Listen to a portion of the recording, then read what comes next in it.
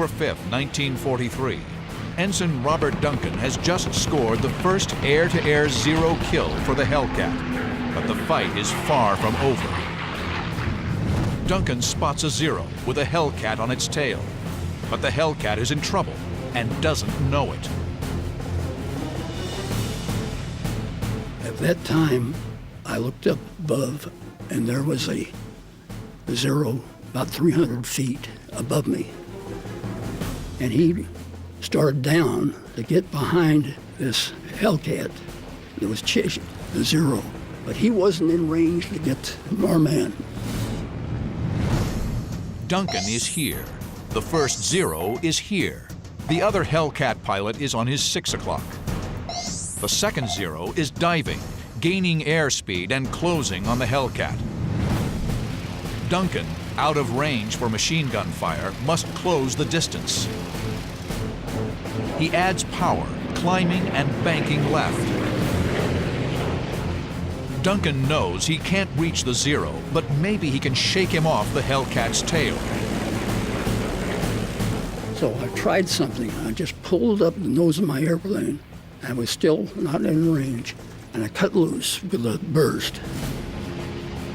Just like you take a hose and shoot out like that. It works. The Zero pulls away. But now Duncan's in trouble. He dropped off from our man and made a left turn, a hard left turn out like this, around to come around to me. Duncan pulls into a hard left turn to evade the Zero. Both planes circle each other in tight left turns. Each pilot yanks the stick hard to the left, coaxing their fighters into tighter turns, trying to gain the advantage on the other. The Zero gets a firing angle. 20mm cannon fire rips through Duncan's tail. I didn't have any fear toward what was going to take place. Generally, I didn't have any. It was afterwards that my knees started.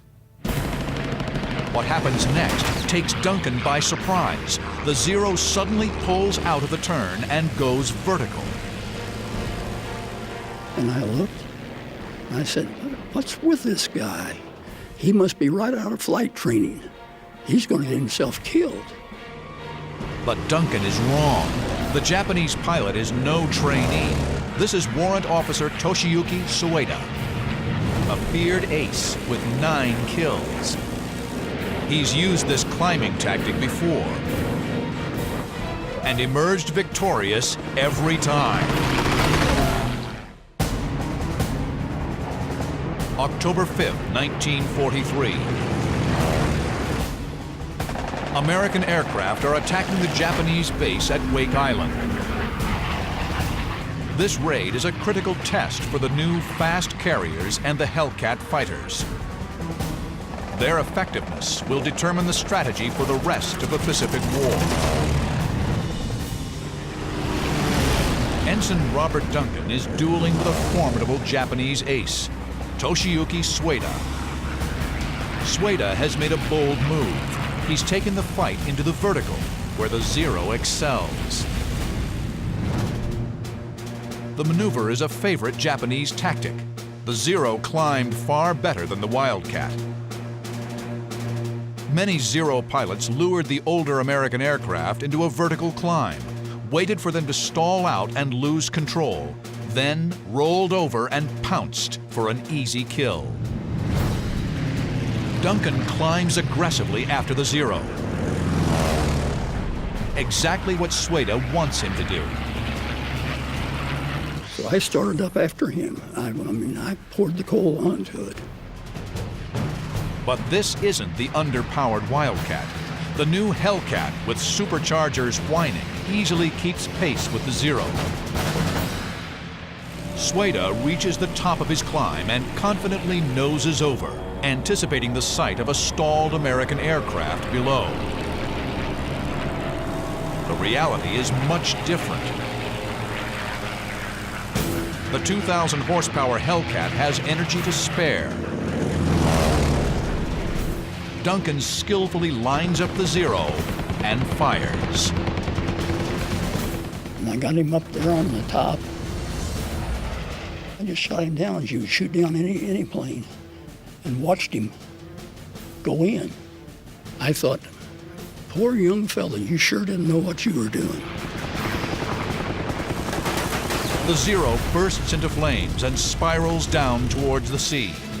The Japanese ace has made a fatal error. He thought he was dogfighting the old American Wildcat. I then realized why he did what he did. He'd shot down most of his planes pulling this trick with the Wildcat. This is what probably would have happened if Duncan was flying the 8,000-pound Wildcat. If he'd been in a Wildcat, the chances are he would have stalled out at the top before the Zero. The Wildcat would have gone up, gone greedy, tried to get the shot, couldn't get the shot, stalled early because it's a heavier airplane with heavier wing loading, and fallen away.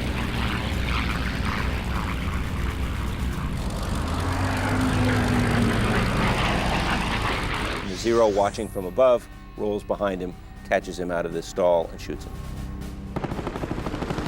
That's the way that this pilot got many kills in the past.